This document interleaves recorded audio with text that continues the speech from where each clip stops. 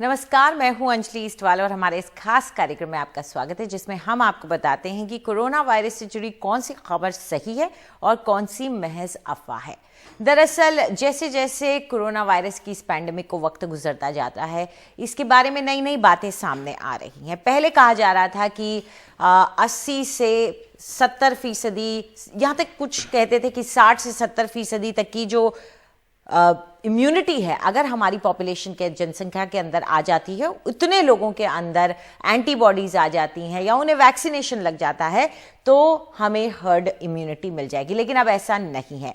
अब लग रहा है कि कई विशेषज्ञों का कहना है कि 90% की, जब तक 90% पॉपुलेशन में इम्यूनिटी नहीं आ जाएगी तब तक हम हर्ड इम्यूनिटी का थ्रेशोल्ड क्रॉस नहीं कर पाएंगे। इसका मतलब क्या है? इसका मतलब यह है कि हम लोगों को अब अपने टीकाकरण की रफ्तार को बढ़ाना होगा, क्योंकि डेल्टा म्यूटेशन के साथ जो अब वायरस है उस पर हर्ड इम्यूनिटी भी का स्तर जो है वो भी बढ़ चुका है और जो टीके हैं उनका असर भी कम हो रहा है।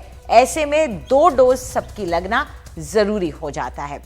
इस पर चर्चा करने के लिए हमारे साथ डॉक्टर चंद्रकांत लहारिया जुड़ गए हैं, जो कि महामारी रोग विशेषज्ञ हैं, और डॉक्टर सुनीला गर्ग भी हैं, जो कि मेंबर हैं Lancet commission Covid task force की तरफ से हमारे साथ जुड़ गए हैं। शुक्रिया आप दोनों का हमारे साथ बात करने के लिए। डॉक्टर गर्ग, शुरुआत आपके साथ करना चाहेंगे। जिस तरह की नई स्टडीज आ रही हैं या एक्सपर्ट्स की राय आ रही हैं, 85 से 90% कह रहे हैं पॉपुलेशन को के अंदर इम्यूनिटी होनी चाहिए, चाहे वो टीके के जरिए आए या एंटीबॉडी आपके बीमारी के एक्सपोजर से हो, लेकिन उससे कम में मुश्किल लग रहा है कि कोरोना काबू में आएगा। आपकी क्या राय है?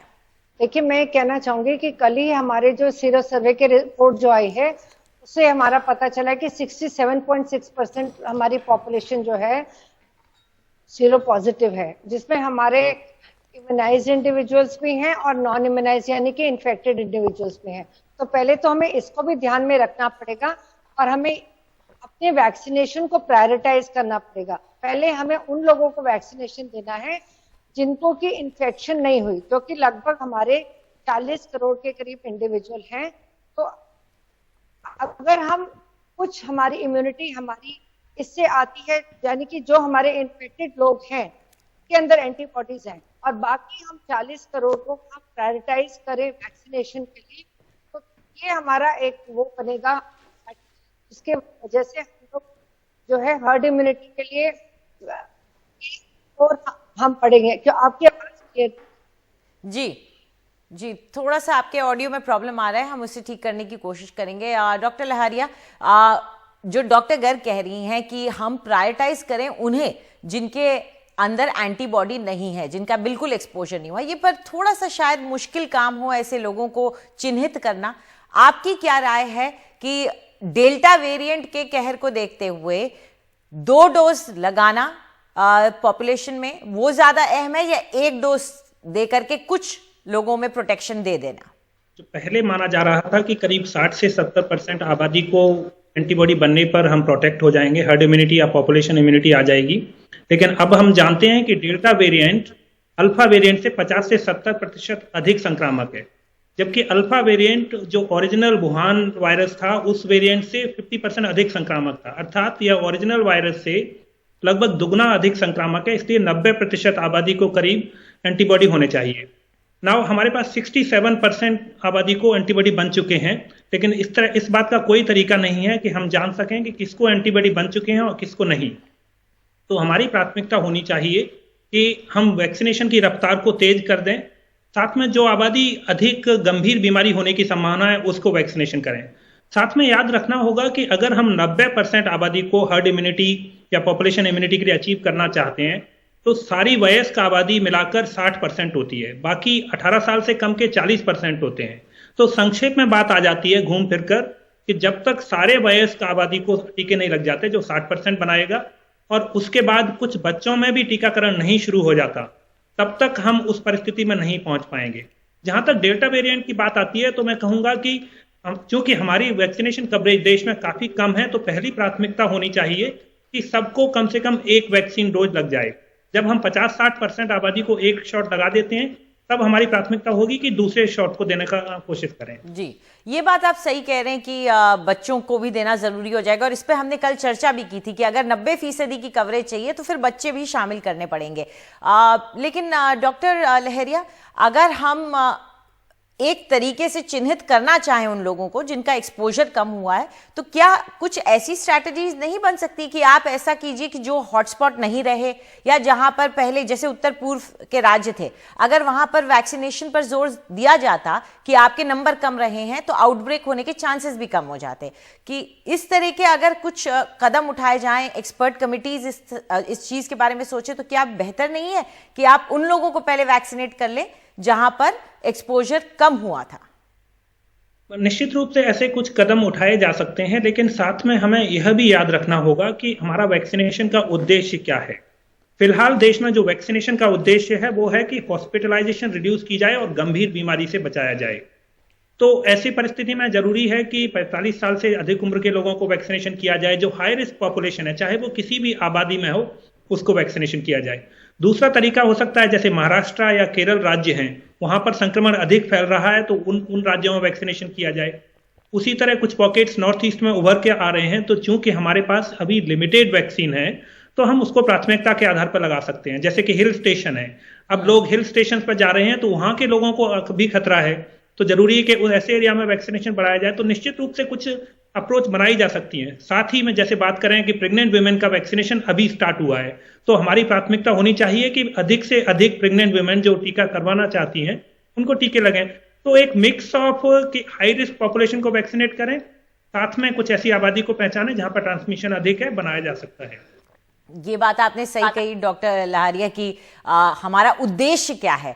आप सही कह रहे हैं, अगर उद्देश्य यह है कि गंभीर बीमारी से बचाया जाए तो शायद हॉटस्पॉट्स जो हैं जहां ज्यादा आउटब्रेक हो रहा है वहां पर फोकस करना जरूरी हो जाता है। लेकिन डॉक्टर लहरिया, कभी कभार लगता है कि स्ट्रैटेजी को लेकर के क्या सरकार सोच रही है या हमारे एक्सपर्ट्स क्या सोच रहे हैं, ये साझा नहीं किया जाता है। इसलिए जो इंडिपेंडेंट एक्सपर्ट्स हैं वो भी अंधेरे में तीर चलाते रहते हैं, आम जनता पॉपुलेशन को भी नहीं मालूम है कि क्या सोच रही है सरकार। तो शायद इंफॉर्मेशन का एक्सचेंज होना और उसे सार्वजनिक किया जाना लोगों के लिए, आप क्या मानते हैं कितना जरूरी है उसे भी पैंडेमिक को रोकने के लिए? बात बिल्कुल सही है कि हमें एक ट्रांसपेरेंट मैनर में डेटा उपलब्ध होना चाहिए। जैसे कि पिछले महीने तक बात हो रही थी, देश में जुलाई के महीने में 17 से 20 करोड़ वैक्सीन आएंगी, लेकिन वास्तव में वैक्सीन आ रही है करीब 13.5 करोड़। लेकिन अब बात राज्यों पर भी आ जाती है कि उनको पता है कि कितनी वैक्सीन आएगी, तो वैक्सीन उपलब्धता के आधार पर राज्यों की भी कुछ हद तक जिम्मेदारी है कि जो उनको वैक्सीन मिलेगी उसको कैसे टारगेटेड तरीके से इस्तेमाल किया जाए, और ये सच्चाइयां भी हैं। तो साथ में यह भी होगा कि भले ही वैक्सीन की कमी है, उनके पास जो वैक्सीन है उसको कैसे टारगेटेड तरीके से इस्तेमाल किया जाए, किस पॉपुलेशन को इस्तेमाल किया जाए, जैसे कि गर्भवती महिलाओं को प्रायोरिटाइज करना है।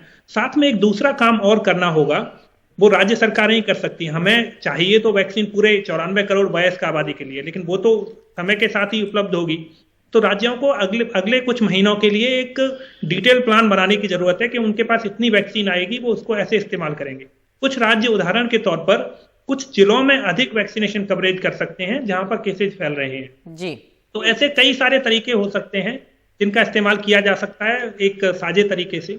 बिल्कुल जी, शुक्रिया आपका हमारे साथ जुड़ने के लिए। डॉक्टर गर्ग का भी हालांकि उनके साथ हमारा संपर्क टूट गया, बट शुक्रिया आप दोनों का हमारे साथ जुड़ने के लिए। फिलहाल हम एक छोटा सा ब्रेक लेंगे, लेकिन ब्रेक के बाद देखिए एनडीटीवी और गूगल की खास मुहिम वैक्सीनेट इंडिया।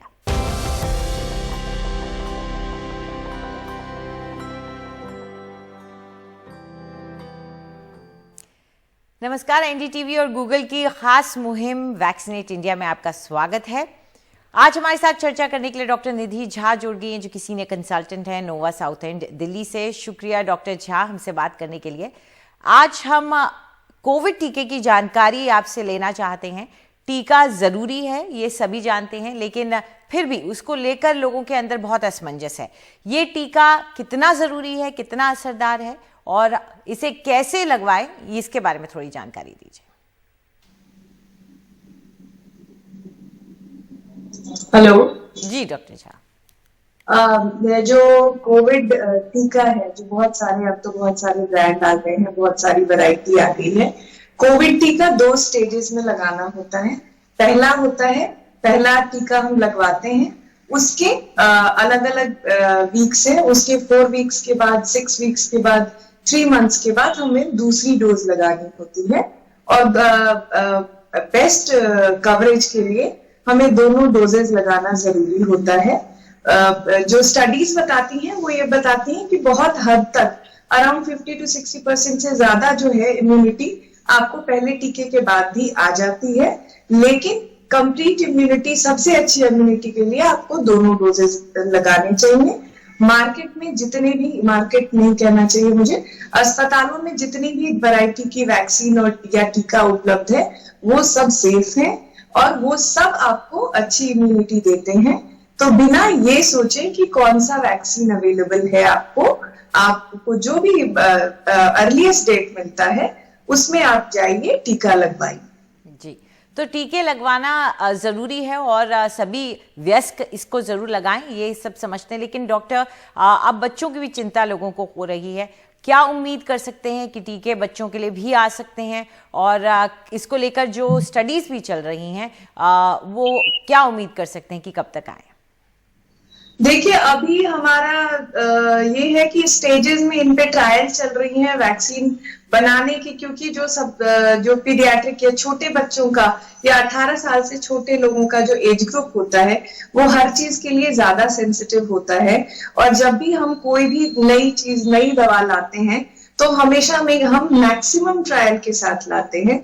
तो हम चाहते हैं, या जो भी मेडिकल फील्ड या जो भी टीका बनाने में लोग लगे हुए हैं, हमारा यही रहता है कि ज्यादा से ज्यादा शोध के साथ आ जाए। और हमें एडवांटेज ये है कि अगर हमने एडल्ट इतना ज्यादा लगा लिया है तो हमारे सेफ्टी और उसके प्रोफाइल में हम लगातार इम्प्रूवमेंट कर रहे हैं। जो एलर्जिक रिएक्शन कहीं कहीं रिपोर्टेड होते हैं उन सब चीजों पे हम लगातार इम्प्रूव कर रहे हैं।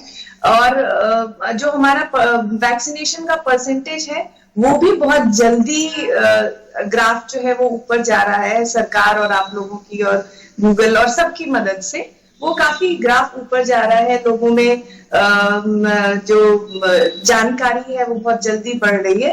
तो मुझे लगता है कि जब हम काफी हद तक और एडल्ट टीकों में परसेंटेज बढ़ जाएगा तो मुझे लगता है कि नेक्स्ट कुछ दिनों में आ जाना चाहिए। जी बिल्कुल। डॉक्टर, उन लोगों को आप क्या सलाह देना चाहेंगे जो अभी इंतजार कर रहे हैं कि नहीं बाहर से अगर mRNA वैक्सीन आएगी या दूसरी कोई वैक्सीन आएगी वो लगाएंगे, उनके लिए आपकी क्या राय रहेगी? देखिए, स्टडीज तो ऐसी भी कह रही है कि किसी ने 1 डोज कोविशील्ड लगवा लिया तो उसको दूसरे डोज की जरूरत नहीं है। तो शोध प्रोटेक्शन की बात ऐसा भी आया है।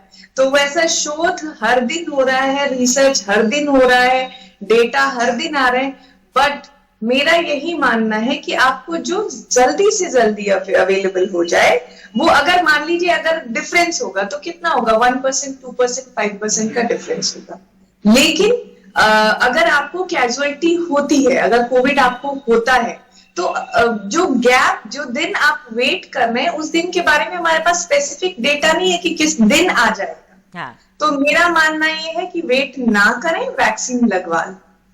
जो अवेलेबल बहुत है वेट करना, बिल्कुल रिस्क बहुत ज्यादा बढ़ जाएगा अगर इंतजार में बैठे रहेंगे, कहीं ऐसा ना हो कि कोरोना आपको घेर ले। इसलिए बेहतर है आपके पास इस वक्त जो टीका मौजूद है आसपास अवेलेबल है उसे लगवा लें। शुक्रिया डॉक्टर झा, आप हमारे साथ जुड़ी इसके लिए शुक्रिया।